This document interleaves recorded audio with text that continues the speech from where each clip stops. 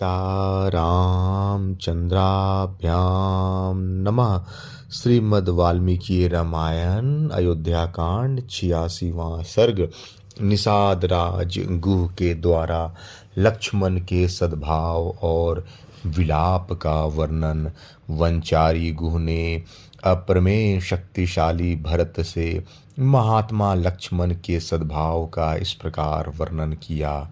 लक्ष्मण अपने भाई की रक्षा के लिए श्रेष्ठ धनुष और बाण धारण किए अधिक काल तक जागते रहे। उस समय उन सद्गुणशाली लक्ष्मण ने से मैंने इस प्रकार कहा, तात रघुकुल नंदन, मैंने तुम्हारे लिए यह सुखदायिनी शैया तैयार की है। तुम इस पर सुखपूर्वक सो और भली भांति विश्राम करो। मैं सेवक तथा इसके साथ के सब लोग वनवासी होने के कारण दुख सहने के करने के योग्य हैं, क्योंकि हम सबको कष्ट सहने का अभ्यास है। परंतु तुम सुख में ही पले होने के कारण उसी के योग्य हो। धर्मात्मन, हम लोग श्री रामचंद्र जी की रक्षा के लिए रात भर जागते रहेंगे। मैं तुम्हारे सामने सत्य कहता हूँ कि इस भूमंडल में मुझे श्री राम से बढ़कर प्रिय दूसरा कोई नहीं है। अतः तुम इनकी रक्षा के लिए उत्सुक न हो। इन रघुनाथ जी के प्रसाद से ही मैं इस लोक में महान यश, प्रचुर धर्म लाभ तथा विशुद्ध अर्थ एवं भोग्य वस्तु पाने की आशा करता हूँ। अतः मैं अपने समस्त बंधु बांधवों के साथ हाथ में धनुष लेकर सीता के साथ सोए प्रिय सखा श्री राम की सब प्रकार से रक्षा करूँगा। इस वन में सदा विचरते रहने के कारण मुझसे यहाँ की कोई बात छिपी नहीं है। हम लोग यहाँ युद्ध में शत्रु की चतुरंगिनी सेना का भी अच्छी तरह सामना कर सकते हैं। हमारे इस प्रकार कहने पर धर्म पर ही दृष्टि रखने वाले महात्मा लक्ष्मण ने हम सब लोगों से अनुनय पूर्वक कहा, निषाद राज, जब दशरथ नंदन श्री राम देवी सीता के साथ भूमि पर शयन कर रहे हैं, तब मेरे लिए उत्तम शैया पर सोकर नींद लेना, जीवन धारण के लिए स्वादिष्ट अन्न खाना तथा दूसरे दूसरे सुखों का भोगना कैसे संभव हो सकता है।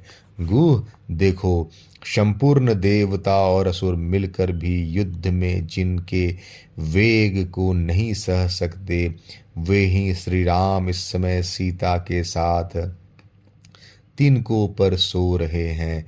महान तप और नाना प्रकार के परिश्रम साध्य उपायों द्वारा जो यह महाराज दशरथ को अपने समान उत्तम लक्षणों से युक्त ज्येष्ठ पुत्र के रूप में प्राप्त हुए हैं, उन्हीं इन श्री राम के वन में आ जाने से राजा दशरथ अधिक काल तक जीवित नहीं रह सकेंगे। जान पड़ता है निश्चय ही यह पृथ्वी अब शीघ्र विधवा हो जाएगी। अवश्य ही अब रनिवास की स्त्रियां बड़े जोर से आर्तनाद करके अधिक श्रम के कारण अब चुप हो गई होंगी और राजमहल का वह हाहाकार इस समय शांत हो गया होगा। महारानी कौशल्या, राजा दशरथ और तथा मेरी माता सुमित्रा, ये सब लोग आज की इस रात तक जीवित रह सकेंगे या नहीं, यह मैं नहीं कह सकता। शत्रुघ्न की बाट देखने के कारण संभव है मेरी माता सुमित्रा जीवित रह जाए, परंतु पुत्र के विरह से दुख में डूबी हुई वीर जननी कौशल्या अवश्य नष्ट हो जाएंगी। महाराज की इच्छा थी कि श्री राम को राज्य पर अभिषिक्त करूं। अपने उस मनोरथ को न पाकर श्री राम को राज्य पर स्थापित किए बिना ही हाय मेरा सब कुछ नष्ट हो गया, नष्ट हो गया। ऐसे कहते हुए मेरे पिताजी अपने प्राणों का परित्याग कर देंगे। उनकी उस मृत्यु का समय उपस्थित होने पर जो लोग वहाँ रहेंगे और मेरे मरे हुए पिता महाराज दशरथ का सभी प्रेत कार्यों में संस्कार करेंगे, वही सफल मनोरथ और भाग्यशाली हैं। यदि पिताजी जीवित रहे तो रमणीय चबूतरों और चौराहों के सुंदर स्थानों से युक्त पृथक पृथक बने हुए विशाल राजमार्गों से अलंकृत धनिकों की अट्टालिकाओं और देव मंदिरों एवं राजभवनों से संपन्न सब प्रकार के रत्नों से विभूषित हाथियों, घोड़ों और रथों के आवागमन से भरी हुई विविध बाधों की ध्वनियों से निनांदित स्वस्थ कल्याणकारी वस्तुओं से भरपूर हिष्ट पुष्ट मनुष्यों से व्याप्त पुष्प वाटिकाओं और उद्यानों से परिपूर्ण तथा सामाजिक उत्सवों से सुशोभित हुई मेरे पिता की राजधानी अयोध्यापुरी में जो लोग विचरेंगे, वास्तव में वही सुखी हैं।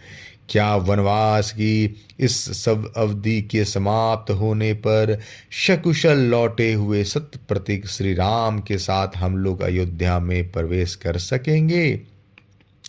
इस प्रकार विलाप करते हुए महामनस्वी राजकुमार लक्ष्मण की वह सारी रात जागते ही बीती। प्रातः काल निर्मल सूर्योदय होने पर मैंने भागीरथी के तट पर वट के दूध से उन दोनों के केशों को जटा के रूप दिलवाया और उन्हें सुखपूर्वक पार उतारा। सिर पर जटा धारण करके वल्कल एवं चीर वस्त्र पहने हुए महाबली शत्रु संतापी श्री राम और लक्ष्मण दो गजयुत पतियों के समान शोभा पाते थे। वे सुंदर तरकश और धनुष धारण किए इधर उधर देखते हुए सीता के साथ चले गए। अयोध्या कांड 86वां सर्ग समाप्त। जय श्री राम।